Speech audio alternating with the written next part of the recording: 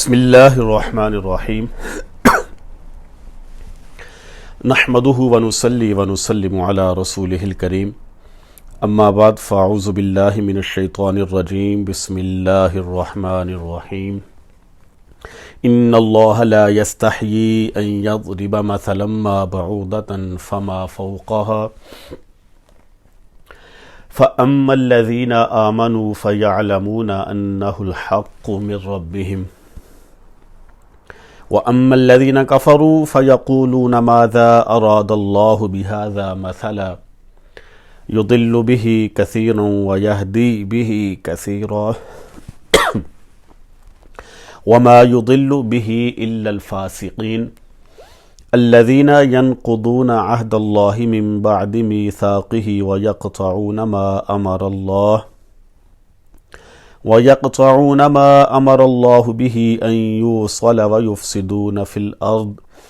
أولئك هم الخاسرون كيف تكفرون بالله وكنتم أمواتا فأحياكم ثم يميتكم ثم يحييكم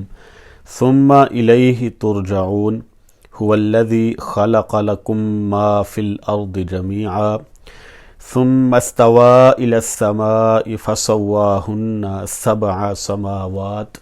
وهو بكل شيء عليم صدق الله مولانا العظيم وبلغنا رسوله النبي الكريم الأمين فقال الله تبارك وتعالى في شان حبيبه صلى الله تعالى عليه وسلم إن الله وملائكته يصلون على النبي یا ایہا الذین آمنوا صلوا علیہ وسلموا تسلیما الصلاة والسلام علیک یا سیدی یا رسول اللہ وعلی آلک واصحابک یا سیدی یا حبیب اللہ الصلاة والسلام علیک یا سیدی یا رحمة للعالمین وعلی آلک واصحابک یا سیدی یا خاتم النبیین۔ اللہ رب العالمین احکم الحاکمین کی حمد اور ثنا اور حضور پر نور شافی یوم النشور سرور کائنات مفخر موجودات زینت بزم کائنات جان کائنات بلکہ جان جہان کائنات تاجدار مدینہ سرور قلب و سینہ حضور علیہ الصلاۃ والسلام کی بارگاہ بے کس پناہ میں درود و سلام کا نذرانہ عرض کرنے کے بعد میرے انتہائی واجب الاحترام جملہ معزز و محتشم سامعین کرام السلام علیکم ورحمۃ اللہ وبرکاتہ۔ سامعین ذوی الاحتشام، میں نے آپ کے سامنے قرآن مجید برہان رشید کی چند آیات مقدسات تلاوت کرنے اور آپ نے انہیں سماعت فرمانے کا ثواب حاصل کیا۔ اللہ رب العالمین نے ارشاد فرمایا کہ ان اللہ لا یستحیی ان یضرب مثلا ما بعوضۃ فما فوقها، کہ بے شک اللہ رب العالمین ہدایت کے سلسلہ میں کسی بھی مثال کے بیان کو ترک نہیں کرتا، خواہ مچھر کی مثال ہو یا اس سے بھی زیادہ کسی چیز حقیر کی۔ فَأَمَّا الَّذِينَ آمَنُوا فَيَعْلَمُونَ أَنَّهُ الْحَقُّ مِن رَبِّهِمْ، رہے وہ لوگ کہ جو ایمان لائے ہیں وہ جانتے ہیں کہ بے شک یہ مثال ان کے رب کی طرف سے حق ہے اور سچی ہے۔ وَأَمَّا الَّذِينَ كَفَرُوا، اور وہ لوگ جو کافر ہیں، فَيَقُولُونَ، وہ یہ کہتے ہیں کہ مَاذَا أَرَادَ اللَّهُ بِهَذَا مَثَلًا، کہ اللہ رب العالمین کا اس مثال سے کیا مقصد ہے۔ آگے اللہ رب العالمین نے ارشاد فرمایا يُضِلُّ بِهِ كَثِيرًا وَيَهْدِي بِهِ كَثِيرًا، کہ اللہ رب العالمین بہت ساروں کو اس سے گمراہ کرتا ہے اور بہت ساروں کو اس سے ہدایت بھی عطا فرماتا ہے۔ وَمَا يُضِلُّ بِهِ إِلَّا الْفَاسِقِينَ، اور صرف فاسق ہی لوگ جو ہیں اللہ رب العالمین ان کو گمراہی میں مبتلا فرماتا ہے۔ امام ابن جریر طبری رحمۃ اللہ تعالی علیہ نے حضرت عبداللہ ابن عباس، حضرت ابن مسعود اور کئی صحابہ کرام رضوان اللہ تعالی علیہم اجمعین سے روایت کیا ہے کہ جب اللہ تعالی نے منافقین کی 2 مثالیں بیان کی، ایک آگ میں جلانے والی اور بارش گھرے ہوئے شخص کی، تو منافقین نے کہا اللہ کا مرتبہ اس سے بلند ہے کہ وہ مثالیں بیان کرے، تو اس موقع پر یہ آیت نازل ہوئی۔ تو سیاق و سباق سے بھی یہی معلوم ہوتا ہے، اور شان نزول بھی اسی سے ملتا جلتا ہے، مناسب ہے جو امام ابن جریر طبری جو ہیں وہ بیان کر رہے ہیں۔ قرآن کریم میں اللہ تبارک و تعالیٰ نے بتوں کی حقارت بیان کرنے کے لیے ان کو مکھی اور مکڑی سے بھی تشبیہ دی ہے۔ یعنی یہاں پر تو اللہ رب العالمین نے صرف مچھر کی مثال دی ہے نا، وہاں پر اللہ رب العالمین جو ہے مکڑی اور مکھی کی مثال دے کر تشبیہ کرتا ہے۔ اللہ رب العالمین فرماتا ہے مثل الذین اتخذوا من دون اللہ اولیاء کمثل العنکبوت، کہ جن لوگوں نے اللہ کو چھوڑ کر بتوں کو اپنا مددگار بنا لیا، ان کی مثال مکڑی کی مثال ہے۔ اتخذت بیتا، جس نے جالے کا گھر بنایا ہوا ہے، وَإِنَّ أَوْهَنَ الْبُيُوتِ لَبَيْتُ الْعَنْكَبُوتِ، اور بے شک سب سے کمزور گھر مکڑی کا ہی ہے۔ یعنی اللہ رب العالمین مکڑی کی بھی مثال جو ہے وہ بیان فرماتا ہے۔ تو اللہ رب العالمین کا یہ بیان کرنا کہ جو لوگ اللہ کو چھوڑ کر بتوں کی عبادت کرتے ہیں، وہ ان بتوں سے مکڑی جتنا بھی کوئی فائدہ نہیں لے سکتے، کہ مکڑی کا جو جالا ہے اس کا گھر سب سے کمزور ہے، تو اس سے اللہ رب العالمین جو وہ تشبیہ دے رہا ہے۔ تو بات کرنے کا مقصد کہ اللہ رب العالمین جب بھی کوئی ایسی مثال بیان کرتا ہے تو اس کے پیچھے کوئی نہ کوئی سیاق و سباق جو ہے وہ ضرور ہوتا ہے۔ اور اللہ رب العالمین کے لیے یہاں پر جو لا یستحیی کا جملہ استعمال کرنا ہے، اس سے مراد اللہ رب العالمین ترک کرنا مراد ہے، کہ اللہ رب العالمین اس بات کو ترک نہیں کرتا کہ وہ مثال بیان فرمائے، وگرنہ اللہ رب العالمین کے لیے حیا کا لفظ بولنا یہ بالکل جائز اور درست ہے۔ کئی احادیث سے ہمیں اس کا ثبوت ملتا ہے۔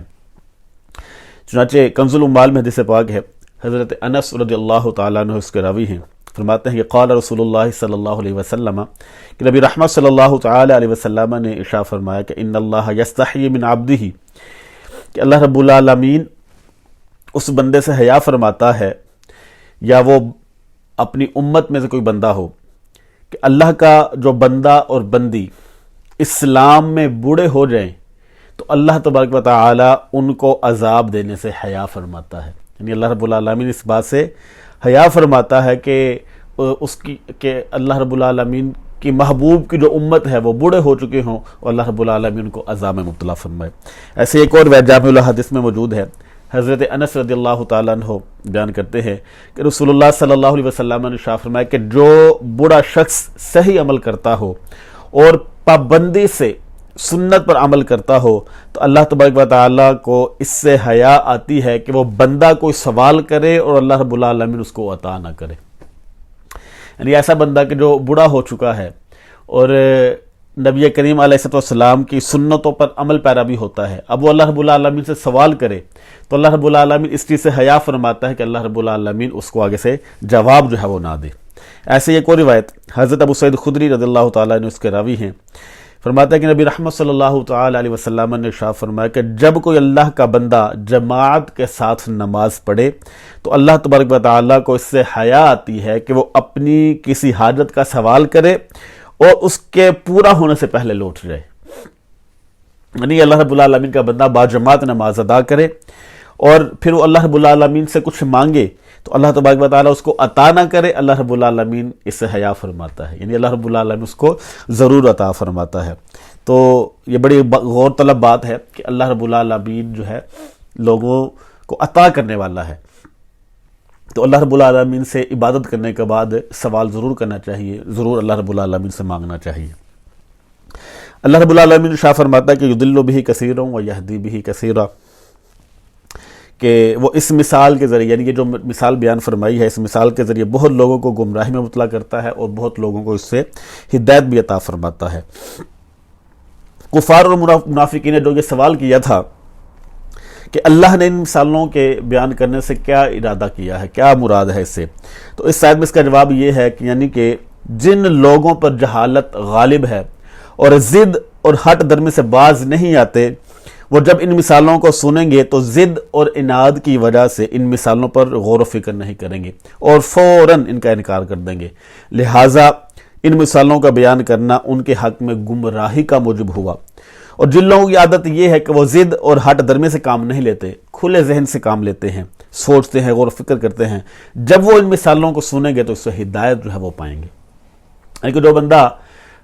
ہٹ درم ہو، ضد ہو، عناد والا ہو، تو جب اس کے سامنے ایسی مثال بیان کی جائے گی تو وہ سرے سے ہی انکار کر دے گا، اور جب کسی صاحب عقل کے سامنے اس کا ذکر کیا جائے گا، اس کی یہ مثالیں بیان کی جائیں گی، تو وہ بندہ توجہ کے ساتھ غور و فکر کے ساتھ سنے گا اور اس کو اللہ رب العالمین کی طرف سے ہدایت بھی نصیب ہوگی۔ اللہ رب العالمین ارشاد فرماتا ہے وَتِلْكَ الْأَمْثَالُ نَضْرِبُهَا لِلنَّاسِ، یہ جو مثالیں ہم بیان کرتے ہیں اس لیے تاکہ لوگ اس سے جو نفع حاصل کریں۔ وَتِلْكَ الْأَمْثَالُ نَضْرِبُهَا لِلنَّاسِ وَمَا يَعْقِلُهَا إِلَّا الْعَالِمُونَ، اور ان مثالوں سے صرف وہی لوگ فائدہ حاصل کرتے ہیں جن کو اللہ رب العالمین نے علم عطا فرمایا۔ وَمَا يَعْقِلُهَا إِلَّا الْعَالِمُونَ، نہیں کوئی ان مثالوں کو سمجھتا مگر علم والا۔ تو اللہ رب العالمین نے فرمایا کہ میں یہ جو مثالیں بیان کرتا ہوں اس سے بہت سارے لوگ گمراہ بھی ہوتے ہیں اور بہت سارے لوگ جو اس سے ہدایت بھی پا جاتے ہیں۔ وَمَا يُضِلُّ بِهِ إِلَّا الْفَاسِقِينَ، لیکن جو فاسق ہے اس کو ان مثالوں سے کبھی بھی ہدایت نصیب نہیں ہوگی، وہ گمراہ ہی ہوگا۔ فسق کا کیا معنی ہے؟ اعتدال اور صراط مستقیم سے ہٹ جانا، اور شریعت میں گناہ کبیرہ کرنے والے کو فاسق کہا جاتا ہے، یعنی کہ جو شخص کبیرہ گناہ کا مرتکب ہو اور پھر اس پر عار بھی محسوس نہ ہو، شرم بھی محسوس نہ کرے، تو ایسا بندہ جو ہے وہ فاسق ہے، اس کو اللہ رب العالمین کبھی بھی ہدایت عطا نہیں فرماتا۔ آگے اللہ رب العالمین نے فرمایا کہ الذین ینقضون عہد اللہ من بعد میثاقہ، کہ وہ لوگ جو توڑتے ہیں اللہ رب العالمین کے وعدے کو بعد اس کے کہ انہوں نے اس وعدے کو پختہ بھی کیا، پکا بھی کیا۔ تو کیا ہے یہ؟ جب وعدہ کر لیا جائے تو اس وعدے کو وفا کرنا چاہیے، اس وعدے کو پورا کرنا چاہیے۔ پکے عہد کا تقاضا یہ ہے کہ اس کی رعایت کی جائے، اس کی حفاظت کی جائے، جس طرح قسم اور وصیت کی رعایت اور حفاظت کی جاتی ہے، اسی طرح پکے وعدے کی جو ہے وہ حفاظت کرنی چاہیے۔ اور ان نشانیوں سے صاحب نشان تک پہنچ سکتی ہے، اس عہد کی طرف سے اس آیت میں اشارہ ہے۔ کون سی آیت؟ اللہ رب العالمین ارشاد فرماتا ہے وَإِذَا أَخَذَ رَبُّكَ مِن بَنِي آدَمَ مِن ظُهُورِهِمْ ذُرِّيَّتَهُمْ وَأَشْهَدَهُمْ عَلَىٰ أَنفُسِهِمْ أَلَسْتُ بِرَبِّكُمْ قَالُوا بَلَىٰ شَهِدْنَا، اور یاد کیجیے جب آپ کے رب نے بنو آدم کے پشتوں سے ان کی اولاد کو نکالا اور انہیں خود ان کے اوپر گواہ بھی بنایا اور پوچھا کہ کیا میں تمہارا رب نہیں ہوں؟ تو قالوا بلا شہدنا، سب نے کہا ہاں بھائی تعالیٰ تو ہمارا رب ہے۔ ان تقولوا یوم القیامت انا کنا عن ھذا غافلین، ہم نے یہ گواہی دی ہے، اور یہ گواہی اس لیے ہے کہ کہیں قیامت کے دن تم یہ نہ کہنے لگو کہ ہم اس سے بے خبر تھے۔ یعنی اللہ رب العالمین نے یہ عہد لیا تھا جب حضرت انسان کو پیدا کیا تھا۔ تو مقصد یہ ہے بات کرنے کا کہ جب وعدہ کیا جائے تو اس وعدے کو پورا کرنا چاہیے۔ آگے اللہ رب العالمین شاہ فرماتا ہے وَيَقْطَعُونَ مَا أَمَرَ اللَّهُ بِهِ أَن يُوصَلَ وَيُفْسِدُونَ فِي الْأَرْضِ، اور جن چیزوں کو اللہ نے ملانے کا حکم دیا یہ منافق جو ہیں اس کو توڑ دیتے ہیں اور فساد کرتے ہیں زمین میں۔ اولئک هم الخاسرون، یہی لوگ نقصان اٹھانے والے ہیں، خسارہ اٹھانے والے ہیں۔ منافقین کا شر و فساد کیا ہے؟ اللہ تعالیٰ نے انہیں یہ حکم دیا تھا کہ رشتہ داروں سے تعلق جوڑیں، لیکن یہ کیا کرتے تھے؟ یہ توڑ دیتے تھے۔ منافقین کو اللہ رب العالمین حکم دیتا تھا کہ اے منافقو، جو میں تمہیں حکم دے رہا ہوں کہ اپنے رشتہ داروں سے تعلق کو جوڑو، لیکن تم کیا کرتے ہو کہ تم تعلق کو توڑ دیتے ہو۔ تو اللہ رب العالمین جو ہے اس چیز کو پسند نہیں فرماتا کہ رشتہ داروں کے ساتھ تعلق کو ختم کیا جائے، اور اللہ رب العالمین ان کو یہ کہتا تھا کہ زمین میں فساد نہ کرو، تو وہ زمین میں فساد بھی کرتے ہیں۔ وَيُفْسِدُونَ فِي الْأَرْضِ، وہ زمین میں فساد کرتے ہیں۔ تو یہ بھی اللہ رب العالمین کو ناپسند ہے۔ اللہ تعالیٰ نے انہیں حکم دیا کہ رشتہ داروں سے تعلق جوڑو، لیکن یہ کیا کرتے تھے؟ یہ تعلق توڑتے تھے۔ اللہ تعالیٰ کا حکم تھا کہ مسلمانوں سے محبت کریں، یہ ان سے اعراض کرتے تھے۔ اللہ تعالیٰ کا حکم تھا کہ نبیوں پر ایمان لاؤ، تو لیکن وہ ایمان نہیں لاتے تھے۔ ایمان لانے کے لحاظ سے فرق نہ کریں، یعنی ایمان لاؤ تو پختہ ایمان لاؤ، لیکن یہ ایمان نہیں لاتے تھے۔ فرض نماز کو اللہ رب العالمین نے حکم دیا تھا کہ باجماعت ادا کرو، لیکن یہ ترک کر دیتے تھے، اور ہر وہ کام کہ جس میں بھلائی ہو، خیر ہو، اس کو ترک کر دیتے تھے اور شر کو اختیار کرتے تھے۔ بجائے اس کے کہ وہ خیر کو اختیار کریں، وہ شر کو اختیار کرتے تھے، اور زمین میں ان کا فساد یہ تھا کہ لوگوں کو ایمان لانے سے روکتے تھے۔ یفسدون فی الارض، فساد بپا کرتے تھے زمین میں، یعنی لوگوں کو ایمان لانے سے روکتے تھے، اللہ تعالیٰ کی آیات کا مذاق اڑاتے تھے، اور جن چیزوں سے وصل سے، جن چیزوں کے ملنے سے امن عالم قائم ہو، ان میں وہ فصل کرتے تھے۔ یعنی کہ جن چیزوں کو ملانے کا اللہ رب العالمین حکم دیتا، یہ ان کو توڑ دیتے تھے، اور زمین میں بجائے اس کے کہ وہ امن قائم کریں، وہ زمین میں فساد بپا کرتے تھے۔ اللہ رب العالمین نے آخر میں فرما دیا اولئک ھم الخاسرون، یہی لوگ کہ جن کو ہم نے کہا تھا ملنے کا یہ توڑتے تھے، ان کو ہم نے کہا فساد نہ پھیلاؤ یہ فساد پھیلاتے تھے، ان کو ہم نے کہا کہ امن قائم کرو لیکن یہ شر بپا کرتے تھے، ان کو کہا خیر اختیار کرو لیکن یہ شر اختیار کرتے تھے۔ اللہ رب العالمین نے ان منافقین کے بارے میں فرما دیا اولئک هم الخاسرون، یہی منافق خسارہ پانے والے ہیں۔ اللہ رب العالمین کے بارگاہ میں دعا ہے کہ اللہ رب العالمین ہم سب کو پکا سچا مسلمان بن کر اپنی زندگیاں بسر کرنے کی توفیق نصیب فرمائے، آمین۔ وآخر دعوایا ان الحمد للہ رب العالمین۔